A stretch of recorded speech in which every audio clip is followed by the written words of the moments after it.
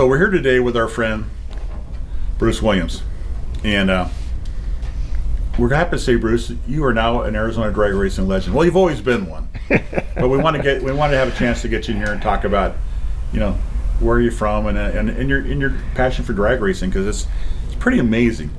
I think I got to know you back in the '80s when I had my speed shop on the west side of town, and I had some cylinder heads or something for sale, and that's how you were living in the East Valley, and you made the trek all the way across the valley then, which we didn't have as many freeways, but it was probably a lot less traffic and easier to get across town. That's true.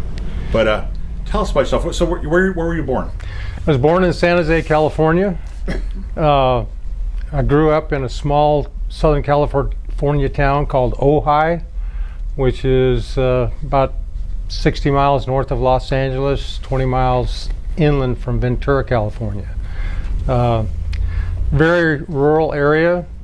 Only thing I knew about a car was it was strictly to go to work, go to the grocery store. I knew nothing of performance. I was pretty naive, and I can remember first time I ever saw anything about drag racing was my dad was subscribed to Popular Mechanics, and there was an article in there on drag racing, and I read it, and I saw these dragsters that big tires in the back, little tires in the front, just made out of pipe. I read it and it was like, this is amazing. And so anyway, that was the first. I was probably 12 or so, but you talked to my dad about cars, and it was, no, you don't. That's all you want is something that gets good gas mileage and doesn't burn oil and is not hard on tires. You didn't understand it. So at any rate, that's a little bit about where I started out. And I swam in high school, and I was on the swim team, and so we'd always have practice after school, but there's no buses available, so I would hitchhike home from Ventura into Ojai, which was like 20 miles. And when I was 15, the first year of swimming, a senior picked me up hitchhiking. He had a pickup truck. He said it had a 327 in it and a 4-speed. And that was the first time I ever felt acceleration as he rode through the gears. And I was just like, whoa, this is amazing. This is amazing. And so it kind of stuck in my head. I surfed at the time. And when I turned 16, I bought a 56 Chevy. It was a 4-door. I had roof racks on it, carried the surfboards. And I finally, by my senior year, that Pacific Ocean was so doggone cold, I said, I'm done with this surfing. And so I had the car and started working on it.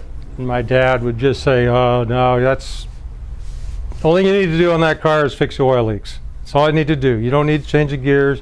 You don't need to do this or that. He knew enough about mechanics that he said, well, if you want to take that oil pan off, you just got to find all the bolts that look up there, take all those bolts off, and it'll come out.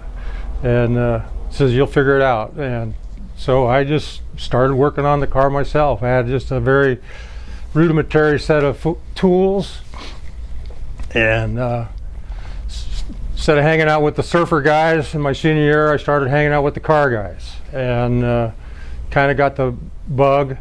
A fellow, one of my classmates, one Saturday says, hey, I'm going to the drags down at Long Beach tomorrow. You want to go? And I said, yeah. So he had a 57 Chevy, and it was supposed to be the really fast car. And everybody back then was claiming they could run in the 12s. So we drove from Ventura to Long Beach, and we were just going to spectate. So then he got down there, he says, well, I think I'm going to enter. And so he entered whatever class it was, and we found out how fast his 12-second car was, and it was just a low 14-second car. But I actually was there and in the pits of Lions Drag Strip, and here was every kind of drag car you could imagine on a Sunday afternoon. amazing. This, It was just amazing. It was like I was just, a kid in the candy store. This is amazing. so that motivated you more. So that motivated me more. And then, so the next thing you know, after I got out of high school, I moved from Ojai to Ventura. I worked in a gas station. But pretty soon, my four-door Chevy no longer had a cast iron power glide. It had a clutch and a three-speed transmission on the floor. Pretty soon it had 411 gears and a posi, had headers, on and on and on. Corvette WCFB dual quads. And it actually was getting fast. But I discovered real quick that when you go street racing on Saturday night or Sunday and you blow the tranny or the rear end in your car and you got to go to work, that you need a bicycle. You could hear your dad's voice in the background going, "No, you don't want to touch that car," right? So it didn't take too many blown up transmissions. Those little 3-speeds, the synchros, they'd never last very long. I decided I need a purpose-built race car. And So this is about what year? it'll be 1968, 1969. Okay. I graduated in 68. One of the customers at the gas station, you got to know him a little bit, and we were talking about cars and this and that, and he says, I got a really nice 56 Chevy two-door body that I want to get rid of. It's in my backyard, and if you're interested, come around and take a look at it. So went down to his house, and sure enough, here's this complete 56 two-door sedan. It's got all the exterior trim, all the window, everything there is just in total disassembly. And I bought it for $50. I had to furnish 4 wheels and tires to drag it out of it. Had a tow bar. As I recall, it didn't even have a steering wheel. We put vice grips on the column. So that was the start of my my real race car. And so did you take some of the parts off the crew cab, your crew cab Chevy? No. Your four-door Chevy. Crew cab. That was my that was still my work car, and took a couple years, but I got it all back together. I put a Oldsmobile end in it. I started out with a 292 Chevy, and that didn't go well. Graduated to a big block, 4-speed. My initial outings with it were pretty traumatic. My first legal pass down the racetrack was at Lyons in that car, and in second gear, I broke the drive shaft. It blew the drive shaft out. Broke all 4 ears off the transmission. It fell down. I drove over the drive shaft. It was like, and plus I was just a nervous wreck.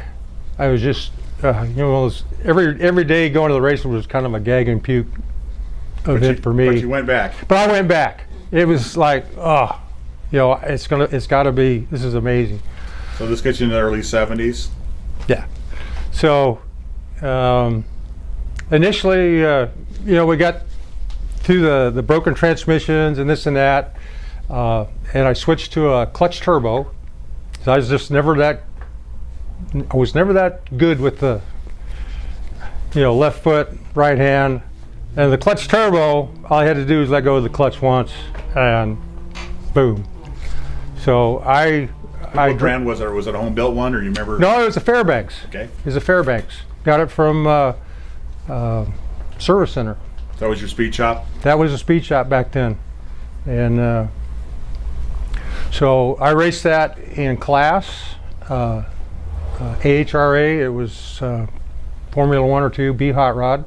Had a tunnel ram and all that. Raced at B-line, and I got beat in the final by Bob Potts in his Camry Mustang. Another great Arizona legend. Yeah. Yeah. That guy. Yeah. From Cornville, Arizona. Cornville, Arizona. Got to know him, and it was kind of crazy. Is my car was really fast until you put it in high gear, and then it just would stop, and that's where everybody would come by me. And so I finally figured out what it was, what was causing that. And all it was is I had an open grill, and it was the fiberglass front end. Actually, this fiberglass front end and doors on this car I bought from Jerry Ekman of Pro Stock fame. Jerry came from Ventura as well. But anyway, that open grill and no inner fenders, it was like a big parachute, and it just catch so much air, it just stopped. So we were racing in Orange County one night, and I was talking to another guy, and he says, you're probably catching some air. And I took duct tape, and I taped it off, and voila, I picked up, I don't know, like 4 miles an hour. And Pretty significant. very significant. It was just, this is amazing. So to cut back to Bob Potts, the next race was the AHRA Winter Nationals. Drove over from Ventura. It was 3 rounds, and I met Bob Potts again in the final round. And we left side by side, and I'm pulling on him, pulling away from him, pull it into high gear, and I go, oh man, here's where he comes back. And I just kept right on going. And there's my class trophy there I brought. And I can remember that race just like it happened yesterday. It's pretty spectacular. Very spectacular. You were a winner. I was a winner, oh yeah. Another big memory at Beeline was previously we decided I needed a clutch disc for that clutch turbo, and couldn't get one. And a buddy of mine, we were talking. He says, "Hey, I've got an old rag Chrysler disc sitting on the wall, in the garage. You can have it." So my brother-in-law and we worked on that car till probably midnight, and changed the clutch because it was so late we couldn't start it up and time it and this and that. Who's your brother-in-law? Bill Floyd. We'll talk about Bill in a minute. So we towed it onto the trailer and strapped it down, took off. We stopped at a gas station, got gas, got ice and whatever, drove all the way over here, slept in line for an hour, got in. This is probably the first race. I didn't pass tech. Back then your headlights had to work. I had headlights, but they didn't work. So we had to go into town, get wiring, a switch. But anyway, so we pull up for the very first run, and I'd always run a solid centered iron clutch disc. And now I've got this stock Chrysler rag type. Put it on the mat, let go of the clutch, and this was a good wheel standing car. Anyway, it came up as normal, and it just kept right on going. And I can remember seeing the hood of the car there at Beeline. You're looking out at Thumb Butte or something like the Superstitions, and then it's just all car. I mean, it was Top of the horizon. Top of the horizon, yeah. And the one thing that went through my head was, oh my God, it's going to bog, and it's going to compress. I literally pushed my foot up to the headlights, and anyway, it carried all the way through low gear. I grabbed second, it pulled it up again, and I don't know, it ran 1050 or something like that on that pass, which was amazing. And we got back into the pits. I had rubber and asphalt on part of the back bumper. You scraped it. Scraped it because I didn't have any wheelie bars. So I remember that. That's another one of those. So you before you moved here, you had a lot of great times here. Oh yeah. So you were here a lot. Yeah, we came here, I don't know, at least 4 times. So you moved to Ford, and you had that great big bread box you're pushing through the air, and so you battled something a little bit more aerodynamic. So yeah, and it was crazy. The AHRA rules, you could cut the outside of the fender to put a bigger tire on it. You could not notch the frame inside. Mm-hmm. Well, I had a 1331. That's as big as you could get in there with mini tubs. And by then I was running 1020s, and I just needed more tire. And it had a beautiful custom lacquer paint job on it, and I was not going to cut those fenders. Many a Tri-5 was killed or were destroyed by the rules that where people cut the wheel wells on. You wouldn't do it. So I sold that car, and I bought a 48 Fiat. It was all tube chassis, fiberglass trans, flip body.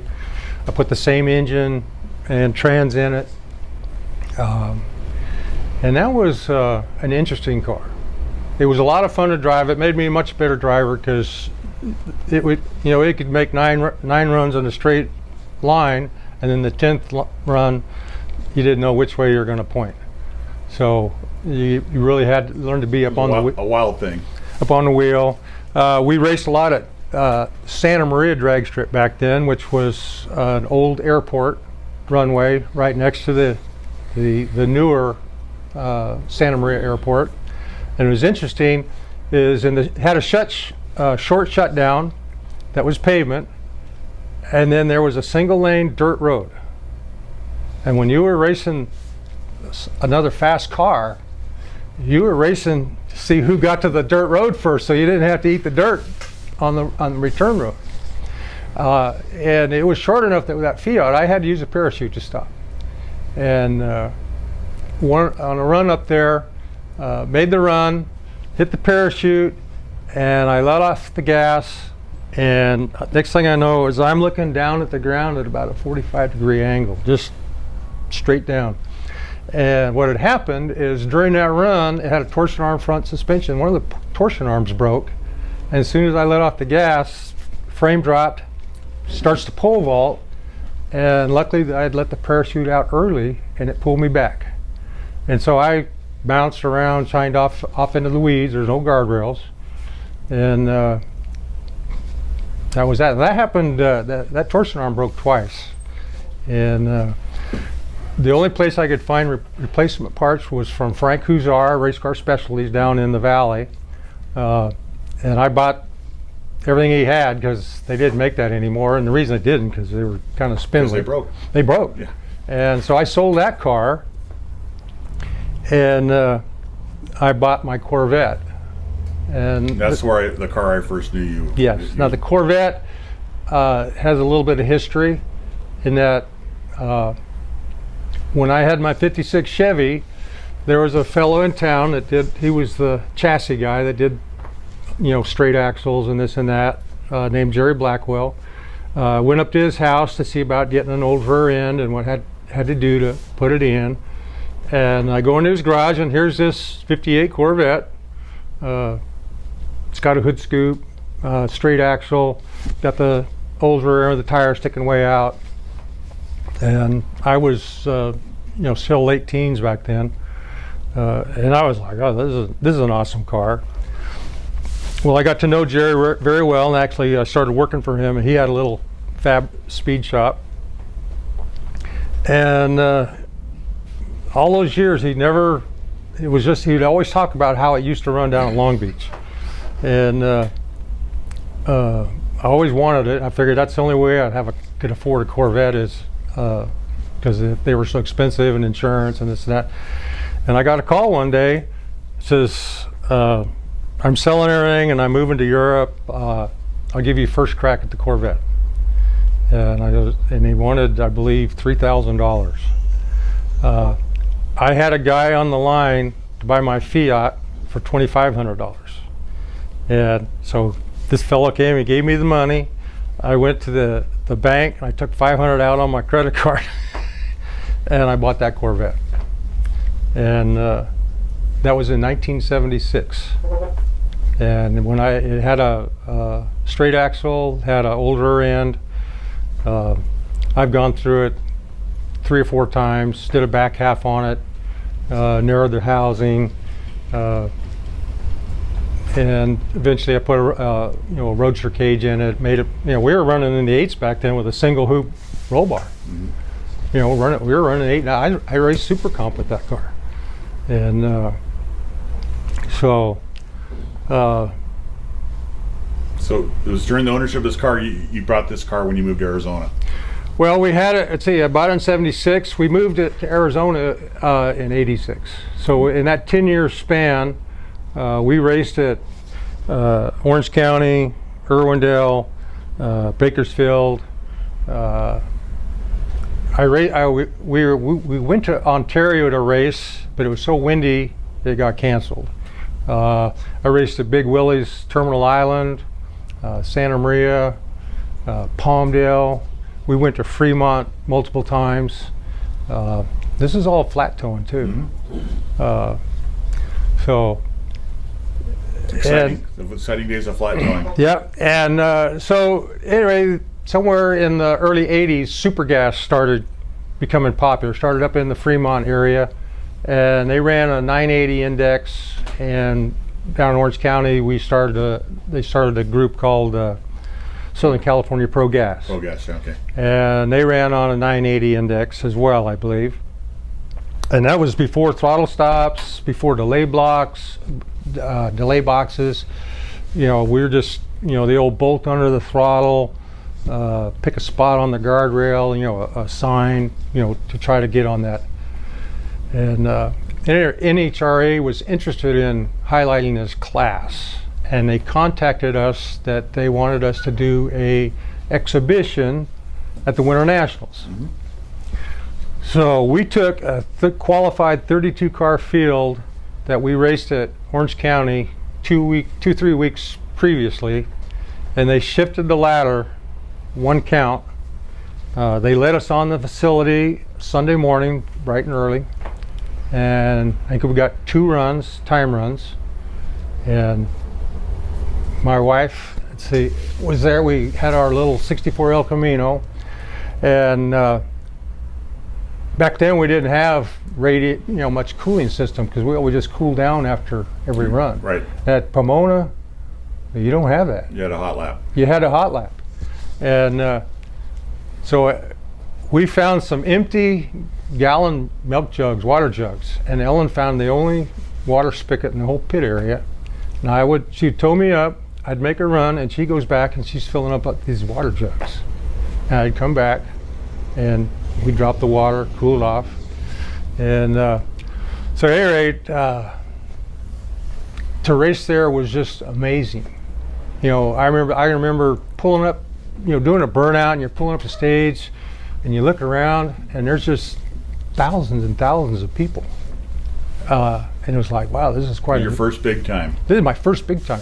So at any rate, somehow I managed to start going rounds. And this was all just basically fender racing. Mm-hmm. But boom, I'd win, I'd get my little ET slip, I'd drive back up. The return road used to go by the grandstands, and people would be out waving and clapping and cheering you on. I'm driving up there, and the temp gauge is up there like 240, and then you got to go through the tunnel, and there's all the spectators in the way, and it's like, oh.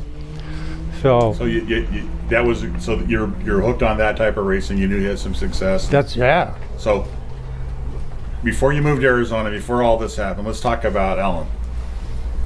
Okay, because you got a sparkle in your eye when she's over my left shoulder and you're looking at her. I've got some great Ellen stories. I just want to say, how did you meet? We met through Bill Floyd. Okay. Bill Floyd had an automotive shop in Ventura. I had an automotive shop in Ventura. We were friends. We all went to drags together.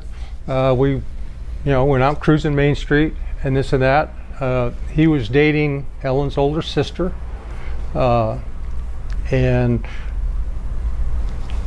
he called me, I don't know, we were out like on a Saturday, and he says, hey, Laura and I and her family are going to Orange County for one of the big funny car shows. Do you want to come along? Yeah, why not? So I go to her house, and her dad had a mid-60s GMC pickup with a big camper on the back, and there's her whole family, Bill, myself, in the back of this camper. The camper days. And we played cards, Crazy Eight, some kind of stuff like that. And she's a good-looking young lady. Still is. Oh, very much so. And so she's a little bit standoffish.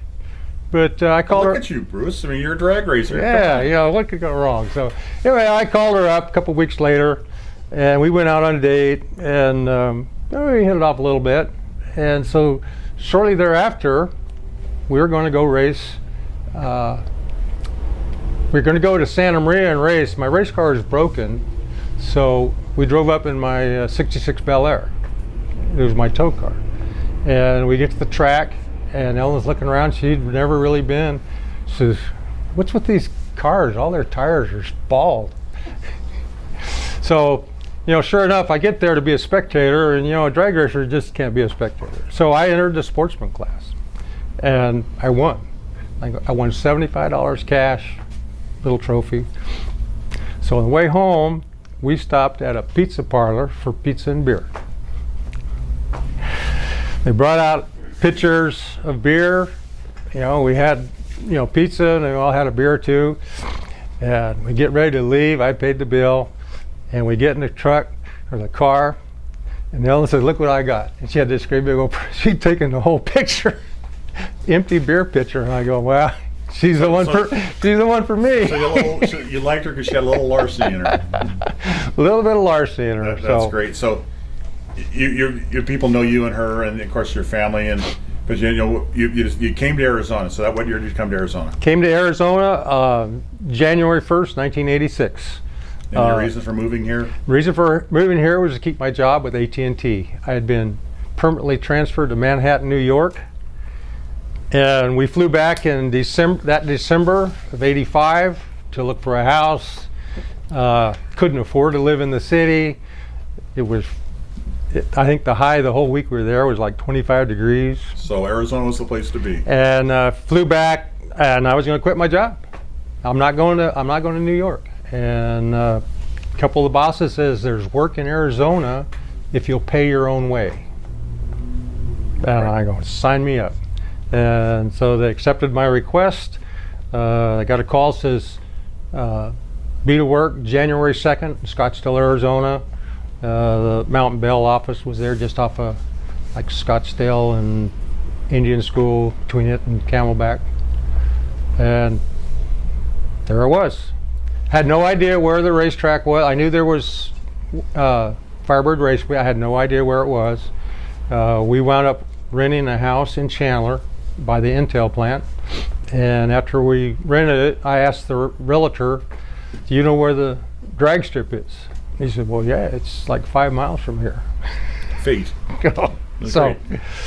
So I got a previous story about Arizona. Is first Arizona drag racer I met was at a division race in Bakersfield. We were on Super Gas, and I was racing another mid-60s Corvette, and we pulled up the stage, and I put my bulbs on, and this guy goes in deep. And I'm like, he's going red. He didn't go red, and I was pretty competitive back then, and he just kicked my butt so badly. And who was that? And that was Bernie Licata. Another Arizona legend. Yeah, you bet. And so I went and looked him up, and I go, "Man, I just knew you were going to go red." And he says, "As soon as I saw you didn't go deep, I knew you were in the bag." And I'd never even seen really much about this deep staging back then. And so he explained it all to me amidst, I don't know how many jokes. Unbelievable how he can remember jokes. Yep. But we became friends. Yep. And so when we moved here, he was, I looked him up. And we got settled in, and we continued to race Super Gas, then moved up into Super Comp with the Corvette. Then you got into the dragsters. Yeah, well, I crashed the Corvette big time. I had. So you're gonna say that the Corvette was parked. You crashed it. I crashed it, and so. How did you decide to do a dragster? Well, Ellen had told me, says, if you want to keep going that fast, you need something longer than a 98-inch wheelbase. So we bought a dragster, and put all my drive. I had to build a new engine, but got it going, and continued to run Super Comp 890. And then when Super Eliminator started, we moved up there, and we had a lot of success in both classes. Did a lot of bracket racing. We finally got the Corvette back together about 6 years ago, and I've had some good days, bad days. But we moved it, the dragster. I decided to put a blower on it, and I tried running an EFI, and that was an interesting. Well, you already admitted you couldn't shift to 4-speed, so how are you going to do an EFI? Well, actually, I'm very computer savvy, but there was just issues with the EFI, and you could get you'd have it running great. You'd shut it off, put it in the trailer, and you'd take it back out, and then it wouldn't run again, and you had to start all over, figure out what's going on. So you got rid of that. So finally, I says, I've spent a ton of money on this EFI, and I spent like $800 and converted it all back to mechanical. And we went from running 690s. My goal was to run 650. Last time out in Las Vegas, we ran 640, 218. That was at altitude. So you got it running well. Oh, it's fast. So that's your. I know that's fantastic. I like everything quick. Let's talk about your family. Oh. So how many kids do you have? I have 2 kids. I have Marlene and Blake. Marlene's the oldest. Remember watching her grow up in the drag strip? Yeah, both kids. We drug them everywhere to the races. We kept them close. We let them. They always thought they were out doing things that we didn't know about. We pretty much always knew what they were up to. We taught them both how to drive in the old Suburban out around the road course at Firebird. Blake was never really interested in cars.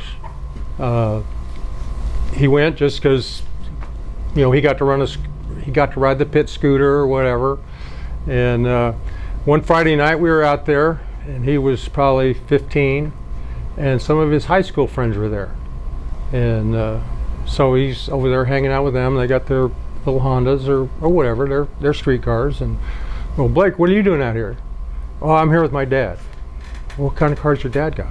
Oh, he's got that dragster. Your dad has a dragster? Do you know how cool that is? And he says, no, doesn't everybody's dad have a dragster?